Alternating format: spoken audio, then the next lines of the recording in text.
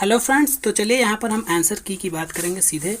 पहला क्वेश्चन है निजीकरण के लाभ क्या हैं। इसमें करेक्ट विकल्प ऑप्शन नंबर आपका डी रहेगा। इंग्लिश वाले जो हैं वो मतलब अपना देखते रहें इधर, क्योंकि कई लोग कहते हैं इंग्लिश के लिए। सेकंड नंबर में भी ऑप्शन डी यहाँ पर करेक्ट है, उपर्युक्त सभी। और थर्ड नंबर में आपका है माध्यमिक स्तर पर निःशुल्क के लिए समावेशी योजना, जो इसमें ऑप्शन नंबर आपका बी रहेगा करेक्ट। कौन सा? बी। तो देखिए यहाँ पर 4 से 5 क्वेश्चन लगभग हैं जो मैं छोड़ूंगा, है ना। फिलहाल इसमें लगभग क्वेश्चन क्लियर हैं और फैक्चुअल क्वेश्चन जैसा कि मैंने कहा था वैसे ही पूछे गए हैं, ठीक है ना। चाहे पिछले क्वेश्चन चेक कर लीजिए जिस बेस पे हमने करवाए थे। 4 नंबर है आपका परीक्षा सुधार के मुख्य उपाय, इसमें यहाँ पर सभी करेक्ट होगा। और 5 नंबर आपका 5 में आपका भी इसमें करेक्ट है सभी, विकल्प डी। और 6 नंबर है निबंधात्मक प्रकार के परीक्षण, तो इसमें 2 पूछे गए हैं, तो यहाँ पर भी डी वाला ही सही है करेक्ट, ठीक है। अब सीरीज़ आपकी देखिए यहाँ पर कुछ भी हो सकती है। फिलहाल इसकी सीरीज़ हमने नहीं बताई ना, तो ये आपकी सी सीरीज़ है, ठीक है। तो आप अपने क्वेश्चन मैच कर लीजिए, आगे पीछे हो सकते हैं, कोई दिक्कत नहीं रहेगी उसमें, थोड़ा सा टाइम ज़्यादा लगेगा बस। 7 नंबर आपका है निबंधात्मक प्रकार के परीक्षण के 6 है। 7 में आपका भी डी सही है, उपरोक्त सभी। और जैसा कि मैंने कहा था देखिए डी वाले ज़्यादातर सही हैं, सभी वाले में लगभग 90%, ठीक है। और एक तरीका और भी बताया था कि अगर टॉपिक से 4-5 क्वेश्चन लगातार पूछे जा रहे हैं, ठीक है, तो आपका उसी से रिलेटेड कई क्वेश्चन अभी आपको दिखाऊंगा, आपको ऐसे ही आंसर मतलब याद करने की ज़रूरत नहीं, वो ऐसे ही सही हो जाएंगे, बीच में वही आंसर देना था। फिर चलिए ऑप्शन नंबर क्वेश्चन नंबर 8 है यहाँ पर ना, इसमें जो है डी वाला सही है, उपरोक्त सभी। और 9 में भी आपका उपरोक्त सभी ही सही है, डी वाला। और 10 में अगर हम बात करेंगे तो 10 में भी उपरोक्त सभी यहाँ पर सही है। और 11 नंबर हम ये नहीं मिला मुझे, फिलहाल इसको चेक करके आप लोग जिसको क्लियर है वो कमेंट बॉक्स में लिख देगा, ठीक है। 12 नंबर क्वेश्चन है यहाँ पर, यहाँ भी डी वाला ऑप्शन करेक्ट है, ठीक है। क्वेश्चन आप अपने क्वेश्चन पेपर से मैच करिए, कौन सा, ये सी सीरीज़ है, ठीक है। आप लोग जो आपके आगे क्वेश्चन होंगे वो इसमें पीछे क्वेश्चन होंगे, ठीक है। इसमें पीछे से सारे क्वेश्चन लिए गए हैं पहले और आगे वाले क्वेश्चन बाद में दिए गए हैं, ठीक। तो 12 नंबर जो आपका प्रश्न है यहाँ पर डी वाला करेक्ट है। और 13 नंबर की बात करेंगे तो ये बी वाला, राष्ट्रीय माध्यमिक शिक्षा अभियान जो है 2009 में आया था, ठीक है। और 14 नंबर का यहाँ पर ए वाला सही रहेगा, व्यावसायीकरण के मुख्य उद्देश्य लाभ होता है। और 15 नंबर आपका इसमें है प्राथमिक स्तर पर सार्वभौमिक शिक्षा, ए वाला ऑप्शन। 16 में बी सही है, 2002। और 17 में जो है इसमें डी सही है, ऑप्शन नंबर डी सभी। फिर है 18 नंबर प्राथमिक शिक्षा के सार्वभौमिकता की अवस्था क्या है, तो यहाँ पर ऑप्शन नंबर डी करेक्ट होगा सभी। और नेक्स्ट में भी सभी करेक्ट है, मतलब डी वाला। 19 में भी यहाँ पर क्वेश्चन आप अपने पेपर से मिला लीजिए। 20 नंबर प्राथमिक शिक्षा का सार्वभौमिकता का अर्थ, तो ये क्वेश्चन सेम टू सेम मैंने करवाया भी था पिछले जो टॉप, कई सारे क्वेश्चन पिछले सेम टू सेम मिले हैं जो 2 मॉडल पेपर हमने आपको दिए थे, ठीक है। आप उसे मैच कर सकते हैं कि कितने क्वेश्चन यहाँ पर फंसे हुए हैं, ठीक। और 20 नंबर यहाँ पर डी वाला करेक्ट है 6 से 14 आयु वर्ग के लिए। और कई सारे क्वेश्चन इसमें इजी नोट से इस बार आए भी हैं, ठीक है।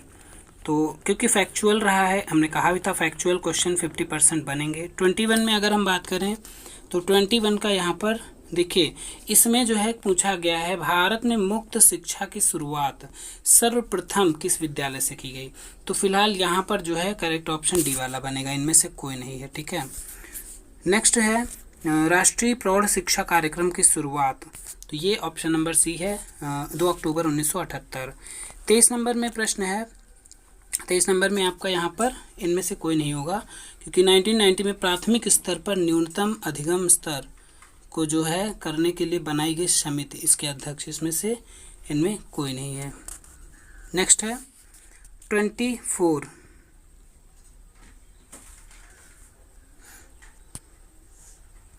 24 नंबर, नैक के मुख्य कार्य क्या है, तो नैक के यहाँ पर मुख्य कार्य की बात करें ऑप्शन नंबर सी वाला है करेक्ट। और 25 NCERT का कार्यालय कहाँ पर है, तो ये तो कॉमन क्वेश्चन है काफ़ी, नई दिल्ली यहाँ पर करेक्ट है, ऑप्शन नंबर ए। और 26 में देखेंगे तो यहाँ पर आपका जो SCERT पूछा गया है ना, तो ये लखनऊ में है, इसका जो कार्यालय उत्तर प्रदेश के लखनऊ में। ठीक है, बी वाला करेक्ट है। 27 में बात करेंगे तो 1945 यहाँ पर सही है, अखिल भारतीय तकनीकी शिक्षा परिषद। और 28 में जो है इंदिरा गांधी विश्वविद्यालय, मुक्त विश्वविद्यालय 1985 में हुआ था, सेम क्वेश्चन प्रिंट हुआ है। और 29 की बात करेंगे, राष्ट्रीय मुक्त विद्यालय शिक्षा संस्था, ठीक है, मुक्त विद्यालय पूछा गया है, तो यहाँ पर ये इनमें से कोई भी करेक्ट नहीं है, ठीक है। फिर है 30, हाँ इसमें डी है। 30 में आपका सी वाला करेक्ट है, 1988 राष्ट्रीय साक्षरता मिशन। और हमने आपको एक पीडीएफ प्रोवाइड करी थी टेलीग्राम पर, जिन्होंने पढ़ी होगी उनको काफ़ी फ़ायदा मिला है। और लगभग उसी करीब 20 से 25 छोटे छोटे पेज थे, और उसमें से करीब 10 से 15 क्वेश्चन आपको डायरेक्टली मिले होंगे। क्योंकि उसमें देखिए हमने अभी नहीं विश्वास है तो आप खुद अभी टेलीग्राम पे जाइए, देखिए उस पीडीएफ में हमने अंडरलाइन वर्ड्स किए हैं, है ना। तो उसमें कई सारे क्वेश्चन सेम टू सेम मिले हैं, अगर आपने ज़रा सा भी ध्यान से पढ़ा होगा, ठीक है। और जिन्होंने मतलब नहीं विश्वास है अभी जाकर वो देख लीजिए एक बार, पीडीएफ काफ़ी इंपॉर्टेंट वो रही थी, ठीक है। और लगभग मैंने खुद देखा उसमें 10 से 15 क्वेश्चन आपके सेम टू सेम प्रिंट हुए हैं, जो मैंने हाईलाइटेड कर रखे थे वर्ड्स को, ठीक है। तो 30 यहाँ पर 1988 होगा। और 31 में बात करें तो 1961 प्रौढ़ शिक्षा परिषद की स्थापना। और 32 में यहाँ पर है नेशनल करिकुलम फ्रेमवर्क, ये आपका बी वाला सही है, 2009 शिक्षकों के लिए बात की जा रही है, ठीक है। और 33 की बात करेंगे तो यहाँ पर उपरोक्त सभी सही है, 34 में भी सही है, उच्च शिक्षा का मुख्य कार्य। 36 जो है देखेंगे, नहीं 35 नंबर 35 में आपका उच्च शिक्षण संस्थानों के लिए राष्ट्रीय सेवा योजना, ये है यहाँ पर बी वाला सही। और ये फिलहाल वाक्य इसको हम छोड़ेंगे, इसको हमने नहीं सर्च किया है, और क्योंकि ये नेट पे सर्च करने पे नहीं मिलते, बाकी बुक्स में रहता है तो जितना आपको प्रोवाइड कर देता हूँ। 37 की अगर हम बात करें तो यहाँ पर उपरोक्त सभी होगा। और 38 की बात करें तो 38 में भी ये जूनियर हाई स्कूल होगा, ठीक है। पूर्व प्राथमिक, ये तो कह रहा है पूर्व प्राथमिक नहीं है, तो तीनों ऊपर के हैं लेकिन डी वाला नहीं है। अपव्यय की समस्या का मुख्य कारण पूछा गया है, ठीक है। तो फिलहाल यहाँ पर मुख्य कारण पूछा गया है, तो ये क्वेश्चन थोड़ा सा डाउटफुल रहेगा। यहाँ पर देखिए दरिद्रता मुख्य कारण है, तो वैसे तो सभी हो सकता था लेकिन मुख्य है, तो यहाँ पर फिलहाल ए या सी ऑप्शन बन सकता है, दोनों में थोड़ा सा इसको मार्क कर लीजिएगा, ए या फिर सी 39 में।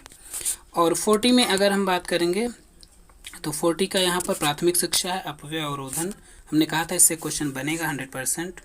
और 41 की बात करेंगे तो यहाँ पर जो है बी वाला करेक्ट है 41 में। क्वेश्चन आप पढ़ लीजिएगा अपने पेपर से। 42 जो है राष्ट्रीय संरचना पाठ्यक्रम 2005, इसमें ऑप्शन नंबर डी सही है सभी। और 43 की बात करें तो इसमें 24 अध्याय थे, 1992 की जो कार्यान्वित कार्यक्रम था। और 44 की बात करें तो इसमें जनार्दन रेड्डी, ठीक है, करेक्ट विकल्प है 44 में। 45 ऑप्शन में यहाँ पर रहेगा आपका ए वाला ऑप्शन, कोठारी आयोग। अब देखिए यहाँ पर कई सारे क्वेश्चन आपको डायरेक्टली मैच करेंगे। हमने कहा था आपको सिलेबस बस ये याद रखना है, इसके अध्यक्ष कौन है, कब आया, है ना। उस वीडियो को अगर आपने देखा होगा, मैंने लास्ट में बताया था कि उस 20 क्वेश्चन में आपके 4-5 क्वेश्चन मिल जाएंगे सेम टू सेम, ठीक है। तो प्राथमिक शिक्षा का विकेंद्रीकरण यहाँ पर बात करेंगे तो देखिए प्राथमिक शिक्षा मुदालियर आयोग तो संबंधित ही नहीं है, उच्च शिक्षा भी नहीं, कोठारी आयोग ही तो प्राथमिक शिक्षा से संबंधित था, तो वही आपका आंसर बनेगा। 46 में देखेंगे तो यहाँ पर करेक्ट सभी हैं। और 47 राष्ट्रीय शिक्षा आयोग 64 और 66। अब देखिए यहाँ पर जो क्वेश्चन पूछे जा रहे हैं सारे कोठारी आयोग के, तो थोड़ा सा दिमाग लगाइए। 45 में भी कोठारी आयोग रहा, है ना, और 46 में भी कोठारी आयोग से संबंधित है, 47 भी और 48 भी कोठारी आयोग से संबंधित है। तो यहाँ क्या पूछा गया है, इसके अध्यक्ष कौन थे, तो ये तो हमने बताया था, इनको दोनों दो नाम है सबके, वो आपको पता होने चाहिए। राष्ट्रीय शिक्षा आयोग का जो कोठारी आयोग के नाम से जाना जाता था, तो इसमें अध्यक्ष कौन थे, कोठारी जी थे, करेक्ट विकल्प ऑप्शन। मतलब इसमें आंसर छिपा था, इसमें कोई ये आपको कुछ दिमाग ही नहीं लगाना था, है ना, कोठारी सही होगा। और कोठारी आयोग के संस्तुति थी, तो इसमें यहाँ पर 48 में सभी विकल्प सही होंगे, ठीक है। अनिवार्य शिक्षा, भाषा का विकास और शैक्षिक अवसरों की समानता। 48 देखिए अब मुदालियर आयोग के कई सारे क्वेश्चन लगातार पूछे गए हैं, हमने कहा था सेम ऐसे ही बनेंगे अगर, तो आप ट्रिक लगाइएगा नहीं पता होता है तो। 49 में देखिए यहाँ पर मुदालियर आयोग, मैंने कहा था हर आयोग किससे संबंधित है, क्वेश्चन इससे डायरेक्टली बनेंगे। तो देखिए यहाँ पर मुदालियर आयोग किससे संबंधित है, माध्यमिक शिक्षा आयोग से संबंधित है, ठीक है। और 50 नंबर की अगर हम बात करें तो मुदालियर आयोग ने अपना प्रतिवेदन सरकार के समक्ष का प्रस्तुत किया। देखिए इस क्वेश्चन में 2 विकल्प जो है, ठीक है, सही निकलेंगे यहाँ पर फिलहाल, मतलब 2 में से एक जो है। यहाँ गठन करने की बात नहीं हुई है, प्रस्तुत करने की बात, गठन करने की बात होती, ठीक, तो 1952 बनता, तो उसके अकॉर्डिंग यहाँ पर डी विकल्प सही होता। अब प्रस्तुत करने की बात हो रही है ना, तो यहाँ पर 53 सही है, लेकिन इसकी डेट एग्जैक्ट मुझे दोनों में नहीं मिल पाई है, 29 है या 20 है। अगर आपको कहीं भी लिखी मिली है तो आप इसमें इसको लिख सकते हैं कमेंट बॉक्स में, ठीक है। चलिए हम बढ़ेंगे आगे 51 नंबर पे।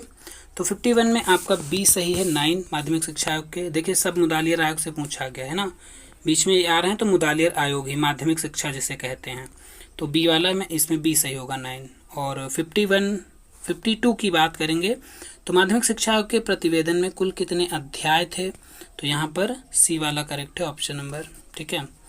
53 में जो आपका है, देखिए माध्यमिक शिक्षा आयोग के अध्यक्ष, ये भी क्वेश्चन पूछा गया, तो कौन है, मुदालियर आयोग। ये हायर एजुकेशन से थे, ये प्राइमरी एजुकेशन से।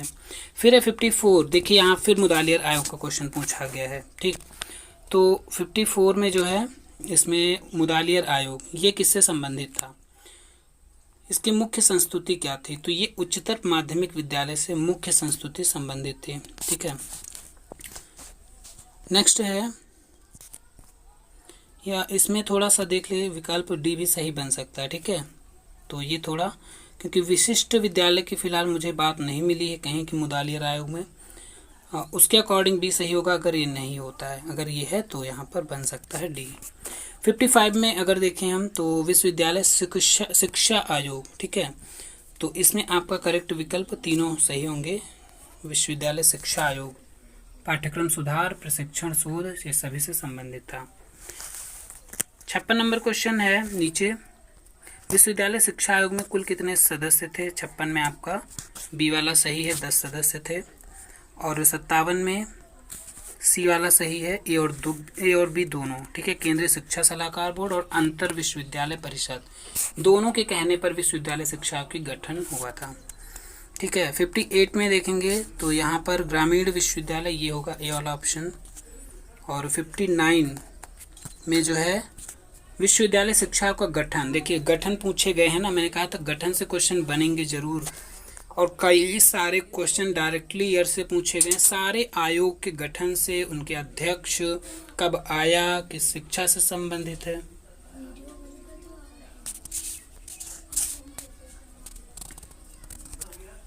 तो विश्वविद्यालय शिक्षा आयोग का गठन की बात करें तो 59 में आपका ए वाला सही है, ठीक है। गठन हुआ था 48 में, 1948 है ना। और अगर प्रतिवेदन प्रस्तुत करने, देखिए दोनों क्वेश्चन सेम है, बस इसमें गठन पूछ लिया गया, इसमें प्रतिवेदन प्रस्तुत करने के लिए पूछा गया, तो यहाँ पर 49 सही होगा। फिर सार्जेंट शिक्षा योजना में कितने अध्याय, तो यहाँ पर सी वाला ऑप्शन सही है, 12। फिर है सार्जेंट शिक्षा योजना का प्रतिवेदन किस वर्ष प्रस्तुत, है ना, तो प्रतिवेदन प्रस्तुत करने की यहाँ पर बात करी गई है, तो यहाँ पर 62 में आपका बी वाला ए वाला सही होगा, ठीक है। 1944 सार्जेंट योजना इसी से संबंधित थी। और इससे जो है मैंने जब क्वेश्चन एक बताया था तो थोड़ा सा बोल दिया था 45, हो सकता है कई लोग उसमें अगर देखा हो तो गलत, और फिलहाल उसका कमेंट आया था तो हमने बताया था 44 ही होगा। 63 की अगर हम बात करें तो यहाँ पर मातृभाषा सबको पता होगा, बुनियादी शिक्षा। 64 में जो है बी वाला सही है, डॉक्टर जाकिर हुसैन समिति बेसिक शिक्षा से संबंधित था और 1938 में अपने प्रतिवेदन प्रस्तुत किया था। 65 में बी सही है, महात्मा गांधी, है ना। और 66 सैडलर आयोग, इसमें भी बी सही है, 13, ठीक है। और 67 की बात करें हम, कलकत्ता विश्वविद्यालय आयोग के अध्यक्ष, तो इसमें जो है ए वाला ऑप्शन सही है, माइकल सैडलर, जिसे सैडलर आयोग के नाम से भी जाना जाता है। तो दो नाम, सबके दो नाम से रिलेटेड क्वेश्चन पूछे गए हैं। 68 में अगर हम बात करें तो यहाँ पर सैडलर आयोग का गठन सीधे क्वेश्चन बना 1917। और फिर है 69 में इसमें है लॉर्ड कर्जन 1901 की जो शिमला शैक्षिक सम्मेलन, ये कई सारे क्वेश्चन मिले हैं इस बार सेम टू सेम जैसे हमने कराए थे, ठीक है। और जिसने वो वीडियो देखा था लास्ट में हमने बताया था टॉपिक के नेम, उनके दोनों नाम, उनके कब प्रतिवेदन आए, कब प्रस्तुत किए गए, है ना, कब गठन किया गया, उससे देखिए कई सारे क्वेश्चन बने हैं केवल टॉपिक से जो ऊपर हेडिंग होती है। 70 में आपका लॉर्ड कर्जन रहेगा, ठीक है, शिक्षा विभाग की स्थापना इन्होंने ही करी थी। अब देखिए यहाँ पर कई लगातार क्वेश्चन कर्जन ही पूछे गए। यहाँ पर लॉर्ड कर्जन है शिमला, फिर लॉर्ड कर्जन ही नीचे है, ठीक है। अब आ गया हंटर आयोग का गठन, तो ये भी पूछा गया सीधे क्वेश्चन 1882। हंटर आयोग की संस्तुति, ये सभी से संबंधित है, प्राथमिक, माध्यमिक और उच्च, मतलब डी वाला विकल्प सही 72 में। और फिर 73 नंबर 73 में यहाँ पर विलियम हंटर है, भारतीय शिक्षा आयोग 1882 में, है ना। फिर यहाँ पर फिलहाल कथन है, इसको हम देखेंगे नहीं। 75 है, इसमें 100 है ना, ये भी क्वेश्चन सेम प्रिंट हुआ है उटका घोषणा पत्र में 100 अनुच्छेद ना। फिर 76 है, उटका घोषणा पत्र 1954 में आया, काफ़ी सिंपल क्वेश्चन पूछे गए हैं यहाँ से। 77 में जो है कथन दिया गया है, उटका घोषणा पत्र महाधिकार पत्र कहा जाता है ना, किसने कहा। तो फिलहाल इसमें जो है ए और सी तो वैसे भी गलत है पूरी तरीके से। अब इसमें इनमें से कोई नहीं, या AHM, इसको फिलहाल हमने देखा नहीं इसको, ठीक है। तो ये अगर नहीं है तो इनमें से कोई नहीं होगा, 2 ऑप्शन तो गलत हैं क्लियरली। फिलहाल कथन को हमने कहा भी था, हम छोड़ रहे हैं अभी।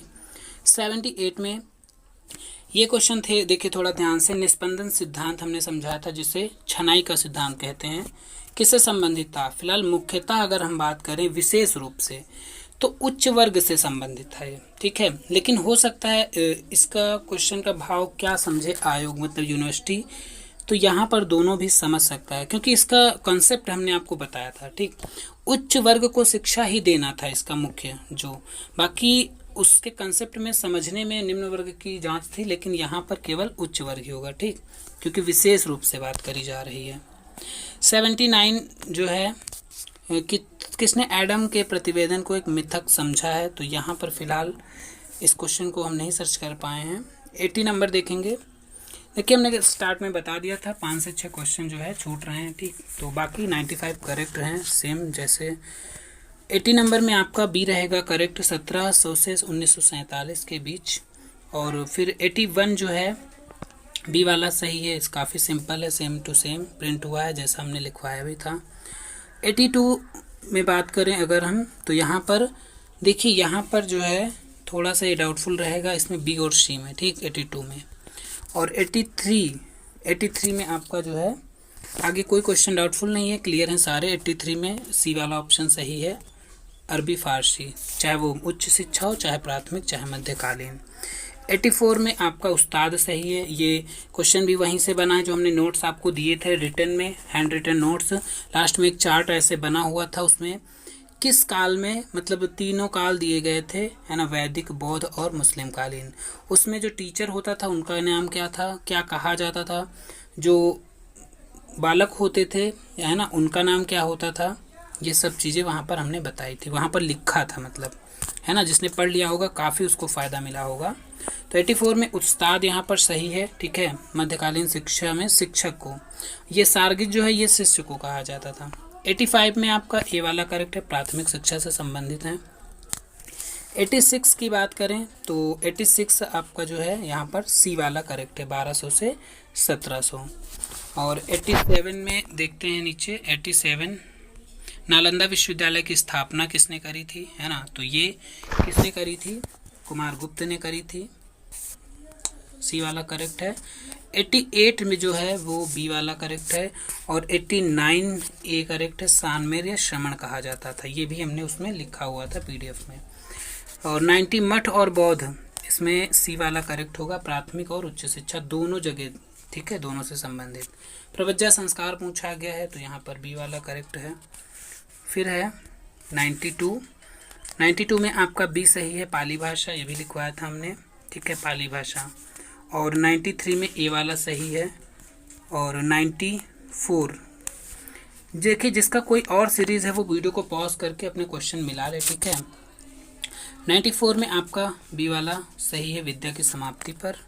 और 95 में बी वाला सही है, जो कि तक्षशिला विश्वविद्यालय प्रेजेंट टाइम में पाकिस्तान में है। और 96 में आपका परा अपरा, ये भी क्वेश्चन उसी पीडीएफ से आया है जो हमने आपको रिटर्न में प्रोवाइड कराई थी। परा और अपरा दोनों थे, ठीक, मतलब लौकिक और जिसे वो कहते थे। फिर है 97 में आपका 6 सी नंबर सही है, ठीक है, सी नंबर।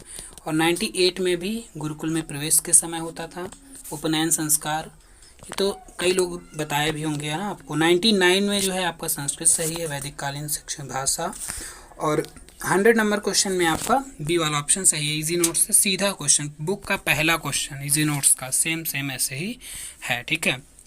तो यहाँ पर सारे फिनिश होते हैं। और एक बात ध्यान से सुनिए, अब आज आपके पेपर कंप्लीट होते हैं, मतलब फिनिश हो गए हैं, तो कुछ लोग तो अब काफ़ी दिन तक, लंबे समय तक आराम करने वाले हैं, मुझे पता है। लेकिन कुछ लोग जो जैसे मतलब रुकना नहीं होता है ना, क्योंकि लगातार चलिए, भले ही स्पीड कम रखे, वो बहुत ज़्यादा ज़रूरी होता है, ठीक है। तो आपको आगे हम यूपी टेट और सी टेट का मैटर जो है प्रोवाइड करते रहेंगे, तो उसको पढ़ते रहिएगा, समझते रहिएगा, है ना। और अभी से तैयारी करेंगे तो कई लोग जो है काफ़ी अच्छा स्कोर कर सकते हैं, पासिंग मार्क्स कई लोग ला सकते हैं। फिलहाल कई लोगों ने सोचा भी नहीं होगा अभी कि हमें यूपी टेट आगे देना, कब देना है, या उसके बारे में, तैयारी के बारे में नहीं सोचा होगा, ठीक। तो फिलहाल वो आपके ऊपर डिपेंड है। फिलहाल हम अपना काम करते रहेंगे, बने रहिए हमारे चैनल के साथ। और पसंद आया हो वीडियो तो लाइक और शेयर करिए। चलिए मिलते हैं फिर नेक्स्ट वीडियो में, धन्यवाद।